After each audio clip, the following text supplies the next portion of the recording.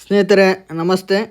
ನಿನ್ನೆಯ ತರಗತಿಯಲ್ಲಿ ನಾನು ಕೆಸೆಟ್ 2025 ಇತಿಹಾಸದ ಪ್ರಶ್ನೆ ಪತ್ರಿಕೆಯಲ್ಲಿ 10 ಪ್ರಶ್ನೆಗಳಿಗೆ ಚರ್ಚೆಯನ್ನು ಮಾಡಿದ್ವಿ ಸ್ನೇಹಿತರೆ. ಅದರ ಮುಂದುವರೆದ ಭಾಗವನ್ನು ಇಂದಿನ ತರಗತಿಯಲ್ಲಿ ಡಿಸ್ಕಷನ್ ಮಾಡೋಣ. ಬನ್ನಿ ಸ್ನೇಹಿತರೆ, ಚರ್ಚೆಯನ್ನು ಆರಂಭಿಸೋಣ. ದೆಹಲಿ ಸುಲ್ತಾನರ ಆಳ್ವಿಕೆಯಲ್ಲಿ ಆಡಳಿತಾತ್ಮಕ ಘಟಕವಾದ ಪರಗಣದ ಮುಖ್ಯಸ್ಥರಾಗಿದ್ದ ಅಧಿಕಾರಿಯನ್ನು ಹೀಗೆ ಕರೆಯಲಾಗುತ್ತಿತ್ತು ಅಂತ ಪ್ರಶ್ನೆಯನ್ನು ಕೇಳಿದರು ಸ್ನೇಹಿತರೆ. ಇದರ ಸರಿಯಾದ ಉತ್ತರ ಪರಗಣದ ಮುಖ್ಯಸ್ಥನನ್ನು ಆಮಿಲ್ ಅಂತ ಕರಿತಾ ಇದ್ದರು. ದೆಹಲಿ ಸುಲ್ತಾನರ ಆಳ್ವಿಕೆಯಲ್ಲಿ ಆಡಳಿತಾತ್ಮಕ ಘಟಕವಾದ ಪರಗಣದ ಮುಖ್ಯಸ್ಥನನ್ನು ಆಮಿಲ್ ಅಂತ ಕರಿತಾ ಇದ್ದರು. ಇನ್ನು ಮುಂದಿನ ಪ್ರಶ್ನೆ ನೋಡೋಣ. ಕೆಳಗೆ ಕೊಟ್ಟಿರುವ 2 ಹೇಳಿಕೆಗಳು ಮೊದಲನೆಯದು ಪ್ರತಿಪಾದನೆ ಎ ಎಂದು ಗುರುತಿಸಲಾಗಿದ್ದು ಮತ್ತೊಂದು ಕಾರಣ ಆರ್ ಎಂದು ಗುರುತಿಸಲಾಗಿದೆ. ಪ್ರತಿಪಾದನೆ ಎ ಏನು ಹೇಳ್ತದೆ ಅಂದರೆ, ಪ್ರತಿಪಾದನೆ ಎ ಸ್ಟೇಟ್ಮೆಂಟನ್ನು ನೋಡೋಣ. ಎಲ್ಲ ಜಾಗೀರ್ದಾರರು ಮನ್ಸಬ್ದಾರ್ಗಳಾಗಿದ್ದರು, ಆದರೆ ಎಲ್ಲ ಮನ್ಸಬ್ದಾರಿಗಳು ಜಾಗೀರ್ದಾರರಾಗಿರಲಿಲ್ಲ. ಇನ್ನು ಕಾರಣ ಆರ್ ನೋಡೋಣ.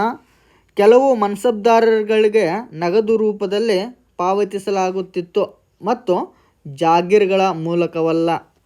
ಈ ಕೆಳಗೆ ನೀಡಿರುವ ಆಯ್ಕೆಗಳಿಂದ ಸರಿಯಾದ ಉತ್ತರವನ್ನು ಆರಿಸಿರಿ ಅಂತ ಪ್ರಶ್ನೆಯನ್ನು ಕೇಳಿದ್ದಾರೆ ಸ್ನೇಹಿತರೆ.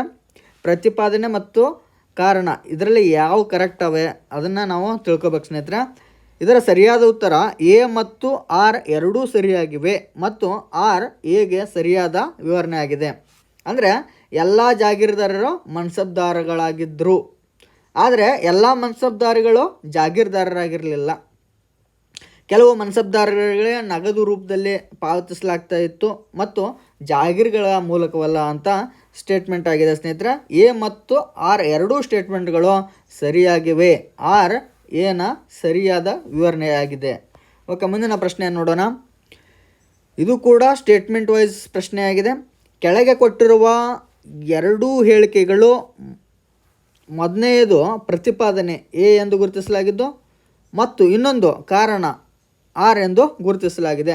ಪ್ರತಿಪಾದನೆ ಎ ಏನು ಹೇಳ್ತದೆ ಅಂದರೆ, ರಾಜ್ಯದ ವಿಷಯಗಳಲ್ಲಿ ಶಿವಾಜಿಗೆ ಮಂತ್ರಿಮಂಡಲವು ಸಲಹೆ ನೀಡುತ್ತಿತ್ತು. ಪ್ರತಿಪಾದನೆ ಎ ಏನು ಹೇಳ್ತದೆ, ರಾಜ್ಯದ ವಿಷಯಗಳಲ್ಲಿ ಶಿವಾಜಿಗೆ ಮಂತ್ರಿಮಂಡಲವು ಸಲಹೆ ನೀಡುತ್ತಿತ್ತು.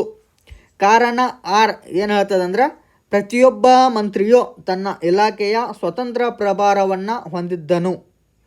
ಸ್ನೇಹಿತರೆ, ಇದರಲ್ಲಿ ಕೊಟ್ಟಿರುವ ಸ್ಟೇಟ್ಮೆಂಟ್ಗಳಲ್ಲಿ ಯಾವುದು ಸರಿಯಾದ ಆಯ್ಕೆ ಅಂತ ನಾವು ಈಗ ಕಂಡುಹಿಡಬೇಕು ಸ್ನೇಹಿತರೆ.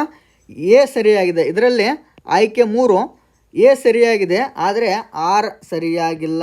ಎ ಸರಿಯಾಗಿದೆ, ಎ ಸ್ಟೇಟ್ಮೆಂಟ್ ಕರೆಕ್ಟಾಗಿದೆ. ರಾಜ್ಯದ ವಿಷಯಗಳಲ್ಲಿ ಶಿವಾಜಿಗೆ ಮಂತ್ರಿಮಂಡಲವು ಸಲಹೆ ನೀಡುತ್ತಿತ್ತು ಅನ್ನೋದು ರೈಟ್ ಆಗಿದೆ. ಆದರೆ ಪ್ರತಿಯೊಬ್ಬ ಮಂತ್ರಿ ತನ್ನ ಇಲಾಖೆಯ ಸ್ವತಂತ್ರ ಪ್ರಭಾರವನ್ನು ಹೊಂದಿರಲಿಲ್ಲ. ರಾಜನ ಅಣತಿಯಂತೆ ಕಾರ್ಯವನ್ನು ನಿರ್ವಹಿಸ್ತಾ ಇದ್ರು ಮಂತ್ರಿಗಳು. ಓಕೆ, ಆದ್ದರಿಂದ ಆರ್ ಸರಿಯಾಗಿಲ್ಲ. ಮುಂದಿನ ಪ್ರಶ್ನೆಯನ್ನು ನೋಡೋಣ. ಈ ಕೆಳಗಿನ ಯಾವ ಇತಿಹಾಸಕಾರರು ವಿಜಯನಗರವನ್ನು ಒಂದು ವಿಘಟಿತ ರಾಜ್ಯ ಎಂದು ಉಲ್ಲೇಖಿಸಿದ್ದಾರೆ? ಕೆಳಗಿನ ಯಾವ ಇತಿಹಾಸಕಾರರು ವಿಜಯನಗರವನ್ನು ಒಂದು ವಿಘಟಿತ ರಾಜ್ಯ ಎಂದು ಉಲ್ಲೇಖಿಸಿದ್ದಾರೆ ಅಂದರೆ, ಇತಿಹಾಸಕಾರ ಯಾರಂದರೆ ಬರ್ಟನ್ ಸ್ಟೈನ್. ಆಯ್ಕೆ 4 ಬರ್ಟನ್ ಸ್ಟೈನ್. ಈತ ವಿಜಯನಗರವನ್ನು ಒಂದು ವಿಘಟಿತ ರಾಜ್ಯ ಎಂದು ಉಲ್ಲೇಖವನ್ನು ಮಾಡಿದ್ದಾನೆ. ಇನ್ನು ಮುಂದಿನ ಪ್ರಶ್ನೆ ನೋಡೋಣ.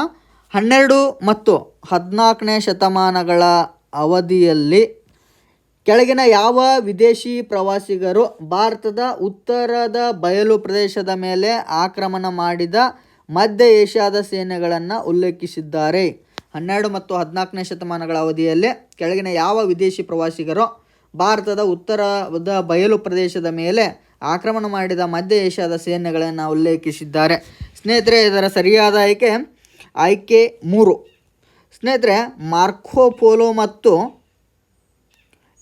ಇಬನ್ ಬತೂತ್ ಈ ಇಬ್ಬರು ವಿದೇಶಿ ಪ್ರವಾಸಿಗರು ಉತ್ತರ ಬಯಲು ಪ್ರದೇಶದ ಮೇಲೆ ಆಕ್ರಮಣ ಮಾಡಿದ ಮಧ್ಯ ಏಷ್ಯಾದ ಸೇನೆಗಳನ್ನು ತಮ್ಮ ಪ್ರವಾಸ ಕಥನದಲ್ಲಿ ಉಲ್ಲೇಖಿಸಿದ್ದಾರೆ. ಯಾರಂದರೆ ಮಾರ್ಕೋ ಪೋಲೋ ಮತ್ತು ಇಬನ್ ಬತೂತ್. ಇನ್ನು ಮುಂದಿನ ಪ್ರಶ್ನೆಯನ್ನು ನೋಡೋಣ. ಕೆಳಗೆ ಕೊಟ್ಟಿರುವ 2 ಹೇಳಿಕೆಗಳು ಮೊದಲನೆಯದು ಪ್ರತಿಪಾದನೆ ಎ ಎಂದು ಗುರುತಿಸಲಾಗಿದ್ದು ಮತ್ತು ಇನ್ನೊಂದು ಕಾರಣ ಆರ್ ಎಂದು ಗುರುತಿಸಲಾಗಿದೆ.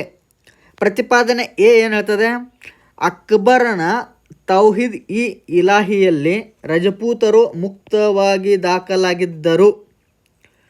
ಕಾರಣ ಆರ್, ರಜಪೂತರೊಂದಿಗಿನ ಅಕ್ಬರನ ಸಹಭಾಗಿತ್ವವು ರಾಜಕೀಯ ಮೈತ್ರಿಯಾಗಿ ಪ್ರಾರಂಭಗೊಂಡಿತು, ಆದರೆ ನಂತರ ಇದು ಹಿಂದೂ ಮುಸಲ್ಮಾನರ ನಡುವಿನ ಆತ್ಮೀಯ ಸಂಬಂಧದ ಸಾಧನವಾಗಿ ಬೆಳೆಯಿತು.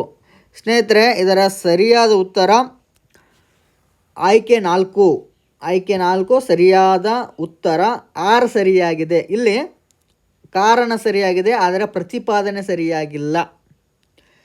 ಅಕ್ಬರ್ನ ತೌಹೀದ್ ಇ ಇಲಾಹಿಯಲ್ಲಿ ರಜಪೂತರು ಮುಕ್ತವಾಗಿ ದಾಖಲಾಗಿದ್ದರು ಅನ್ನೋದು ತಪ್ಪಾಗಿದೆ.